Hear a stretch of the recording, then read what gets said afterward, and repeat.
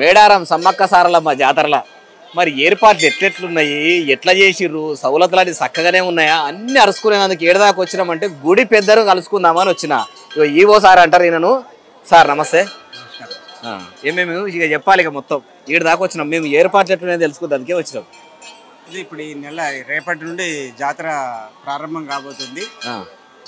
150 లక్షల మంది పైగా భక్తులు వస్తారనే అంచనాతోటి మన ప్రభుత్వం నుండి, అలాగే జిల్లా యంత్రాంగం నుండి మన జిల్లా కలెక్టర్ గారు, ఎస్పీ గారు, దేవాదాయ శాఖ కమిషనర్ గారు, అట్లాగే మన స్థానిక మంత్రివర్యులు సీతక్క గారు, మా దేవాదాయ శాఖ మంత్రివర్యులు కొండ సురేఖ గారు, మా జిల్లా ఇన్ఛార్జ్ మంత్రివర్యులు శ్రీనివాసరెడ్డి గారు, అట్లాగే పొన్నం ప్రభాకర్ గౌడ్ గారు, వీరందరి సూచనల మేరకి ఈ కోట్లాదిగా తరలి వచ్చేటువంటి భక్తులకు ఎలాంటి ఇబ్బంది కాకుండా రవాణా సౌకర్యం కానీ, అలాగే విద్యుత్ సౌకర్యం కానీ, తర్వాత మంచినీటి సౌకర్యం కానీ, ఇక్కడ పరిశుభ్రత విషయంలో కానీ అన్నీ ఏర్పాటు చేయడం జరిగింది. జంపన్న వాగు లోపల స్నానాలు చేయడానికి బ్యాటరీ ఆఫ్ ట్యాప్స్ పెట్టడం జరిగింది. వాగులో నుండి ఇప్పుడు నీరు సమృద్ధిగా ఇప్పుడు వస్తుంది. అలాగే దేవస్థానం నుండి భక్తులకు కావాల్సినటువంటి మంచినీరు అందించడానికి ఏర్పాటు చేయడం జరిగింది. సెలవు పందిర్లు వేసినాము. దేవాలయాలను రంగురంగుల లైట్లతోటి అలంకరించి ఆహ్లాదకరంగా తీర్చిదిద్దడం జరిగింది. భక్తులందరూ అధిక సంఖ్యలో రావాలని కోరుకుంటున్నాము. ఎంతమంది వచ్చినప్పటికీ ఎలాంటి అసౌకర్యం లేకుండా అంచనాకు మించి మాత్రం ఏర్పాట్లు అయితే చేసిర్రు. అంచనాకు అంటే ఇప్పటికే ప్రతి జాతర కంటే కేవలం ఆ జాతర ఏర్పాటు ఇంతకుముందు మునుపు జరిగినప్పుడు మాత్రం చాలా ఇబ్బందులు ఎదురైనాయి, చాలా బాధలు పడ్డాము ఇదని చెప్పేటోళ్ళు. పోయిన జాతరకి పబ్లిక్ ఆ 4 రోజులు మాత్రమే వచ్చేది భక్తులు. కానీ ఈ సంవత్సరము ఒక నెల రోజుల ముందు నుండే భక్తులు అధిక సంఖ్య లోపల వస్తున్నారు. ఎంత అధిక సంఖ్య లోపల వచ్చినా కూడా వారికి ఎలాంటి ఇబ్బంది కలగకూడదనే ఉద్దేశంతో అన్ని జాగ్రత్తలు తీసుకొని అన్ని సౌకర్యాలు ఏర్పడడం జరిగింది. మరి ఆరోగ్యము, దవాఖానా, వైద్య ఇప్పటి ఎంతకంటే ఎక్కువ మెరుగైన వైద్య సౌకర్యాలు, ప్రత్యేకించి వైద్యశాలలు, చాలా అంబులెన్సులు,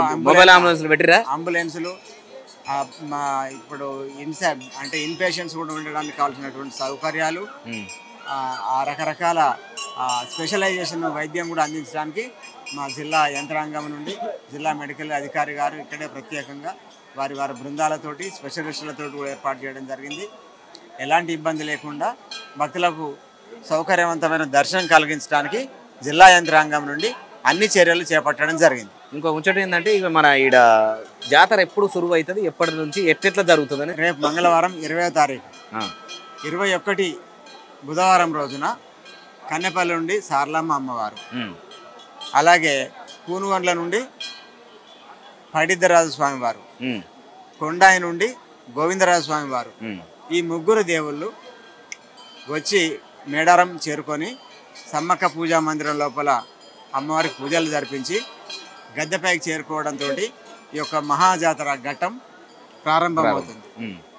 తిరిగి 2వ రోజు అంటే 22వ తేదీన చిలకలగుట్ట నుండి సమ్మక్క అమ్మవారు సాయంకాలం 4 గంటలకు అంగరంగ వైభవంగా జిల్లా యంత్రాంగం నుండి కలెక్టర్ గారు, ఎస్పీ గారు వారి యొక్క గౌరవ వందనంగా ఫైరింగ్తో పాటు ప్రభుత్వ యంత్రాంగం అందరూ అన్ని శాఖల సమన్వయంతో అమ్మవారిని తోడుకొని వచ్చేసి గద్దెపైన ప్రతిష్ఠించడం జరుగుతుంది. అప్పటి నుండి భక్తులు పూర్తిగా దేవుళ్ళందరూ కొలువుదీరి ఉంటారు కనుక ఆ రోజు నుండి తిరిగి శుక్రవారము అలాగే శనివారం మధ్యాహ్నం వరకు కూడా గద్దెలపై కొలువై ఉంటారు, భక్తులను ఆశీర్వదిస్తూ ఉంటారు. ఆ తర్వాత 4 గంటల తదుపరి దేవతలను మనకు కావాల్సినటువంటి వరాలను ఇచ్చేసి తిరిగి ఇంకొక 2 కాలాల వారు మనం బాగుండాల విధంగా వారు మనల్ని ఆశీర్వదించి తిరిగి వనప్రవేశం చేయడం జరుగుతుంది. దాంతో ఈ యొక్క జాతర ముగించినట్టుగా భావింపబడుతుంది. ఆన్లైన్లో ఏదో సేవలు పెట్టిరట ముచ్చట.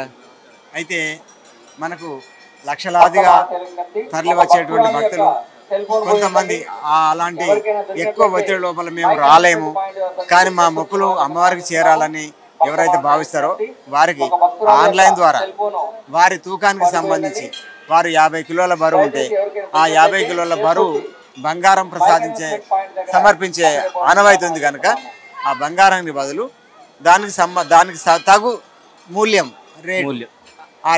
ఆ పైసలు అమ్మవారికి కనుక ఆన్లైన్ ద్వారా చెల్లించినట్టయితే మేము ఆన్లైన్లో వెరిఫై చేసుకొని వారి తరఫున అమ్మవారికి ప్రత్యేక పూజలు చేసి తిరిగి వారికి ప్రసాదం పంపించడం జరుగుతుంది. ఇక్కడికి వెళ్ళి మళ్ళీ ఎట్లయితే ఎవరైతే టోకెన్ వాళ్ళ పేరు మీద తీసుకుర్రో ఊరు పేరు అడ్రస్ ఉంది వారికి ప్రసాదం పంపించడం జరుగుతుంది.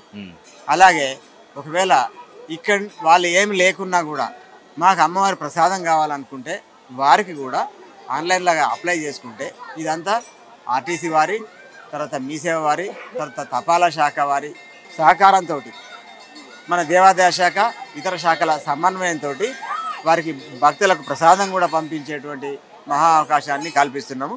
భక్తులందరూ ఈ అవకాశాన్ని సద్వినియోగం చేసుకొని అమ్మవారి కానుకలను సుదూర ప్రాంతం లోపల, కొంతమంది మన వేరే రాష్ట్రంలో ఉండవచ్చు, కొంతమంది వేరే దేశంలో ఉండవచ్చు, మన దేశపు బిడ్డలు వేరే దేశాలు ఉన్నా కూడా మన అమ్మవారి మీద భక్తి శ్రద్ధలు ఉంటాయి కనుక వారు అక్కడి నుండి కూడా అమ్మవారి ఆ దీవెనలు పొందేటువంటి అవకాశం కల్పించాలనే ఉద్దేశంతో ఈ యొక్క సౌకర్యాన్ని కల్పించడం జరుగుతుంది.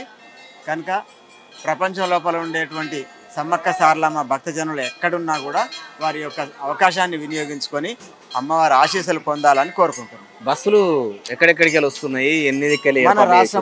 మన రాష్ట్రం నుండి ఆర్టీసీ ద్వారా రవాణా సౌకర్యం ఏర్పాటు చేయడం జరిగింది. ఇతర రాష్ట్రాల నుండి కూడా వచ్చే వాటికి రైల్వే ద్వారా కూడా, రైలు మార్గాల ద్వారా కూడా కాజీపేట, వరంగల్ వరకు ఏర్పాటు చేయడం జరిగింది. అదేవిధంగా ఇంకా హైదరాబాద్ నుండి హెలికాప్టర్ ద్వారా కూడా అట్లా వచ్చేటువంటి సౌకర్యాలు కూడా గత జాతరలో ఏర్పాటు చేయడం జరిగింది. ఇప్పుడు కూడా అదే కొనసాగుతుంది. భక్తులు ప్రభుత్వం ఇచ్చినటువంటి ఈ యొక్క రవాణా సౌకర్యాలతో పాటు వారు కూడా స్వయంగా వారి వాహనాల లోపల వస్తుంటారు. వారు ఏ మార్గంలో వచ్చినా కూడా అమ్మవారిని ప్రశాంతంగా దర్శించుకొని తిరిగి ఆహ్లాదకరంగా అమ్మవారి ఆశీస్సులను మూటగట్టుకొని వారి ఇళ్లకు చేరే విధంగా మేము ప్రణాళికలు సిద్ధం చేసి నిర్వహిస్తున్నాం. ఎటువంటి తక్లీఫ్లు అనేవి లేకుండా మాత్రం ఈసారి జాతర బొంబాటుకు మంచిగా తీర్థం మంచిగా అయిపోద్ది అంటారు. మన జిల్లా యంత్రాంగము అందరము ఏక మార్గం లోపల భక్తులకు సౌకర్యం కల్పించడమే మా ధ్యేయంగా కట్టుదిట్టమై కంకణబద్ధులమై మా విధుల నిర్వహణలు చేపడుతున్నాం. మంది అయితే అంచనాకు మించి వస్తురా, భక్తులు అంచనాకు మించి వస్తున్నారు. మేము వారికి తగిన విధంగా సౌకర్యాలు కల్పించే ప్రయత్నంలో ఉన్నాం. Thank you.